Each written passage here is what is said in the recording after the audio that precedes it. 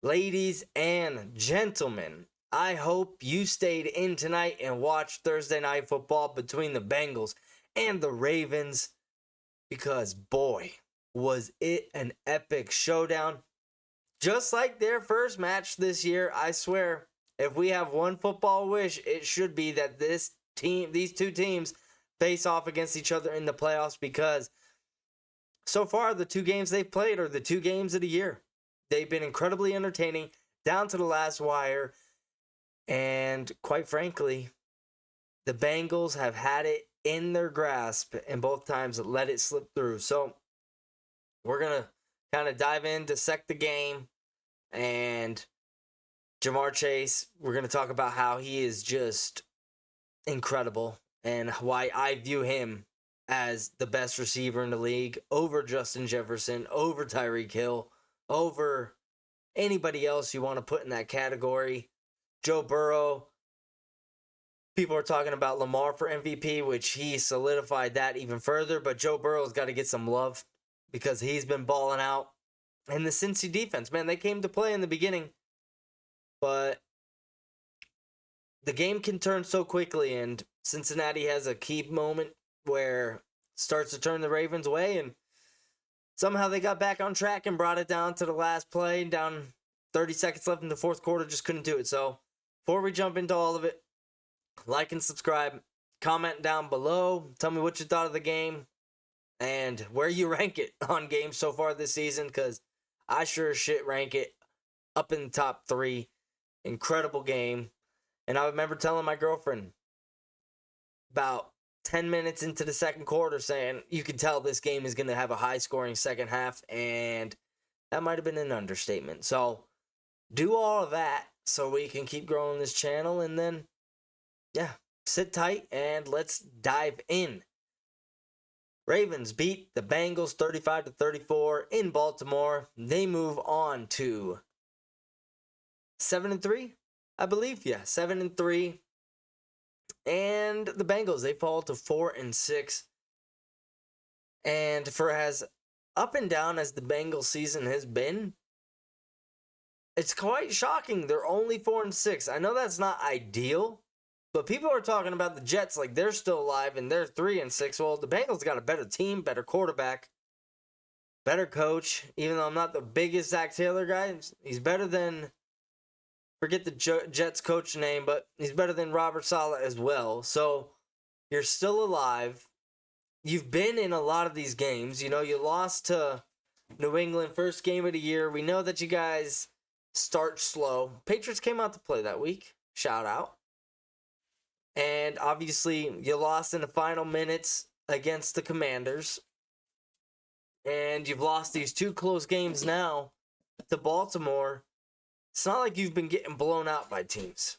It's been incredibly close, and this team has caught fire. That's for sure. What I would have liked to see them do is add a defensive guy. You're telling me a team like this couldn't have thrown a third for Marshawn Lattimore or been in play for some of these edge rushers that went off? Maybe a linebacker. Like, they could have used some help on this defense to help shore up things. And, you know, maybe they were out in the market and they didn't want to part with their trade or their draft picks because, you know, they got a lot of money going out. And you're going to have more money this offseason, so maybe you need those draft picks to get some low-wage talent.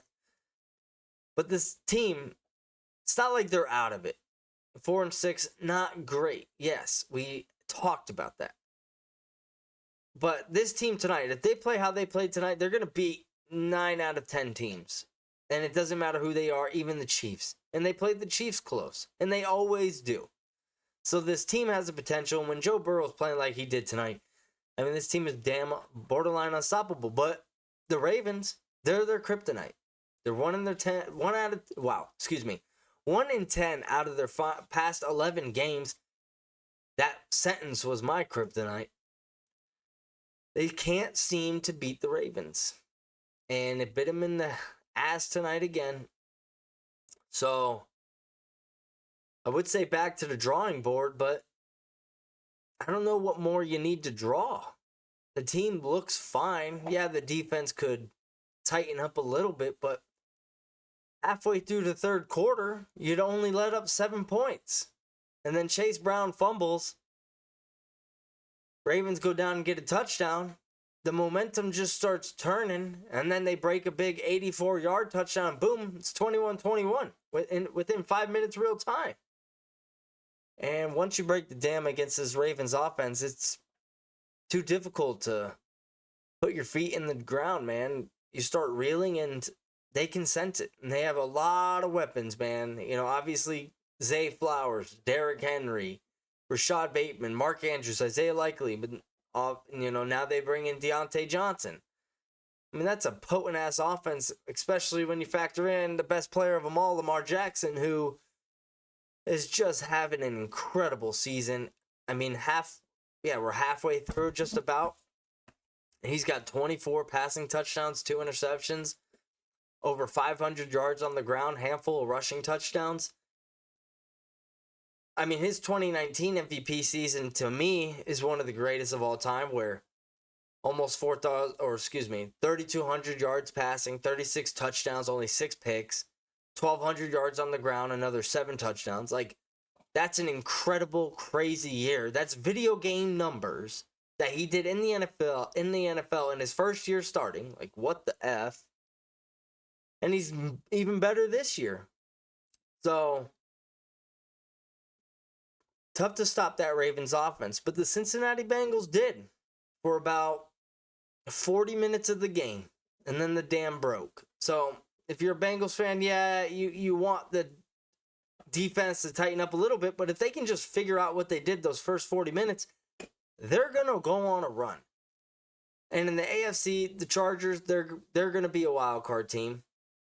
And I'd imagine the Steelers will be another wild card team, but outside of that, the Dolphins know, the Jets know, the Patriots know, the Browns know, the Titans know, the Colts probably not, and the Jaguars know. And then the Broncos, possibly, but not taking that too seriously. And the Raiders know. So there's a spot open for that 7th seed. And the Bengals are the best out of those teams to be the 7th seed. So all hope is not lost. I want the Bengals to get in because Ja'Marr Chase is one of my favorite players. And I guess while we're talking about him, let's dive in. 11 catches, 264 yards, 3 touchdowns. He was my first overall pick it wasn't the first overall pick, but he was my first overall pick. I think I picked 10th. I picked him and Mahomes, which Mahomes on the bench now because Drake May's in the fucking game. And he's been better fantasy-wise. Anyways, Ja'Marr Chase, 55 points tonight. Absolutely insane. And I was talking to my girlfriend about him today, saying at any point in the game, he can game break and score a touchdown. Any spot on the field. I don't know if you guys ever played NFL Street video game.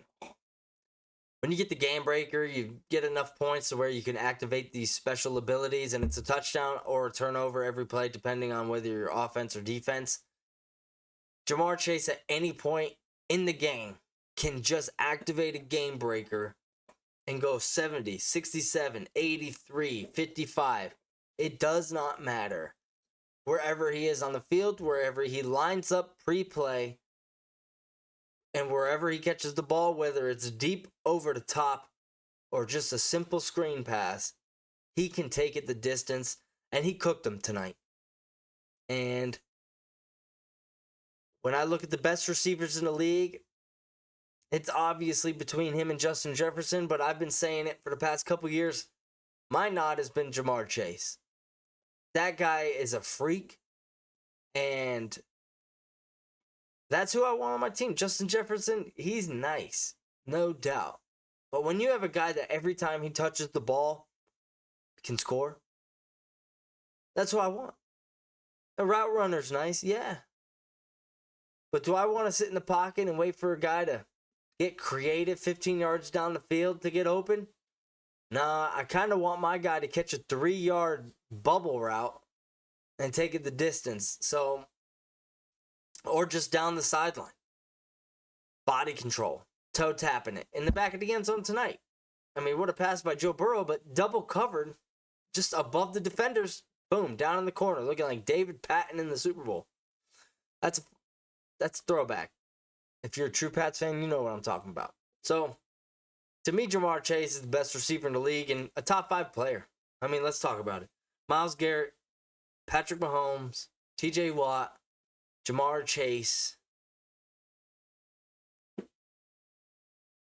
Fred Warner, Saquon Barkley, obviously Lamar, and he's at least a top 10 player. He's a beast. And I've been fantasizing about it today, about if the Patriots had a top 5 pick, could you trade the Bengals for Ja'Marr Chase? Just outright say pick number 3 for Ja'Marr Chase. If I'm the Pats, I'd take that and I give him a max deal. But if I'm the Bengals, you should have paid him yesterday and the day before and the week before and the month before and during the offseason when you had an opportunity, because this guy is one of the best players in the league. And if they don't pay him, it's going to be one of the worst moves we've ever seen in NFL history. You got to keep Joe Burrow and Ja'Marr Chase together, and I don't see a way that you wouldn't. I mean, because not only would you be losing arguably the best player on your team, what does that send to your locker room as a message? Oh, I guess we're not serious about winning. And then how does Joe Burrow feel? His guy who he's been with since college. You don't want to keep him around, so might as well trade Joe Burrow as well. So they're going to re-sign him, and you have to. But I was living in fantasy land. Because what would Ja'Marr Chase go for? I mean, at least 2 first-rounders. That's what Tyreek went for. And if you have a high enough pick, maybe you can get rid of this second first-rounder. But you still probably got to throw in a player and another pick. So, lot to ask. But you would receive a shit ton with that guy. He's incredible. So, outside of that, Bengals, you got to keep your head up. Just go on a run.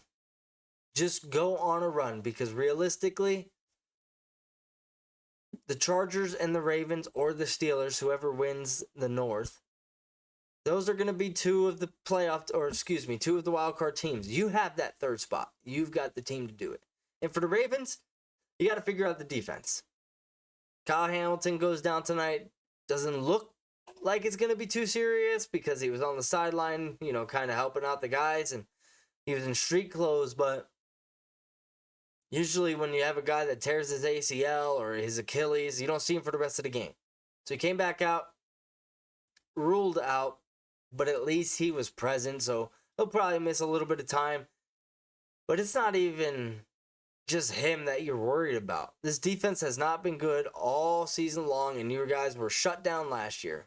Dominant in every facet of the game, and you didn't lose a lot of players. If anything, you gained. Kyle Hamilton's 2nd year.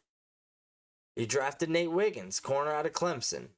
You brought back N'Bweekwe, Trenton Simpson. You did lose Patrick Queen, but Trenton Simpson, 2nd-year player, he's looking pretty decent. Obviously, you got Roquan Smith, Marcus Williams in the backfield, in the safety area. So I'm not quite sure. You have a first-year play caller in Zach Orr, who used to be a linebacker for you guys and linebackers coach over the past couple of years.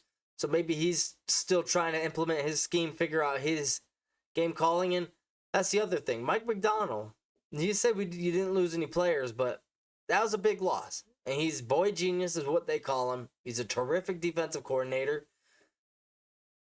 So obviously that hurts. Your offense is potent, and if you can hold people under 21 points, that's 3 touchdowns, you're going to win 9 out of 10 games. So you just got to figure out how to button that up. And, this division is yours for the taking. You still got to play the Steelers twice. They still got to play the Bengals twice and the Browns twice, which Browns aren't that good, but division games in the AFC North, they get weird. And we saw the Browns take it down last week. So the Steelers, I feel better about the Bengals than I do the Steelers, and they're ahead of you in the division. So, and they got to play the Commanders this week. So this division very much up for grabs between the 2 of you guys. So if you could just keep plugging along. Hopefully that defense kind of figures out its identity. Players start to gel a little bit in the new system because, we're only halfway through the season and you guys are 7-3.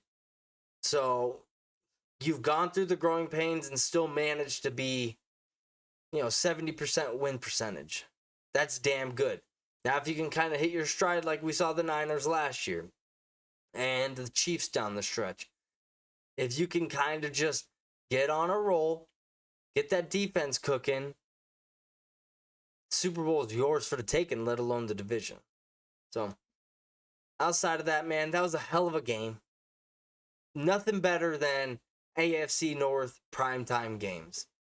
I mean, is there a better division to have on primetime than that one? How many times? Steelers, Ravens, epic.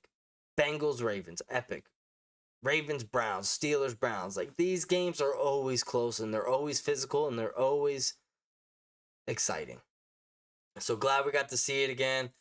Been a couple Thursday nights that were awesome, and then a couple you're like, it's Raiders versus Dolphins. You're like, what are we doing? Like, Jets versus Broncos. Like, I don't want to watch this game. Give me a divisional matchup, which is another topic. I think for moving forward, why not make all Thursday night games division games? We had Pats Jets. Yeah, it was a blowout earlier in the season, but it's still a division game. And we saw the Jets lost to the Pats 2 weeks ago. Texans Jags, Packers Vikings, Cardinals Rams, Bengals Ravens. Just would lead to so many more better games. Chiefs Chargers. Who wouldn't want to watch Justin Herbert and Patrick Mahomes, Jim Harbaugh, Andy Reid? Who doesn't want to watch that on Thursday night? It's a little weak sometimes, especially later in the year. Make it all outdoor teams as well. Lambeau Field, Foxborough Stadium. What are some other snowy places? Kansas City. Obviously, Soldier Field with the Bears. All the other Northeast teams. Why not we do like, come on. What are we doing? We saw the product tonight. And I bet you this game did hella good ratings. So, guys, enjoy your night. I hope you enjoyed the game. Don't know how you did it. If you didn't, you ain't got a pulse, because this one was exciting. Bengals lose barely to the Ravens, and, gonna have to go on a run. So, glad we got to discuss it. Like and subscribe. Have a great Friday and Saturday. College football. Georgia versus Tennessee. They're the midday game. And then Alabama versus LSU at LSU. Epic night game coming up, really. First playoff game of the season. Whoever wins has a great chance to make the playoff. Whoever loses, you're going to be in the probably, I'd say, Painters Bowl? Or like the Arby's Roast Beef Bowl? One of those bowls where, like, is this really a thing? Like, lids. Official cap of the NFL Bowl. It's like, all right, well, I was kind of hoping for a Sugar Bowl. Like, nope. So, really, first playoff game of the year. LSU, they say, got the best atmosphere in sports. So, can't wait to tune into that. 5:30 my time, 7:30 Eastern time.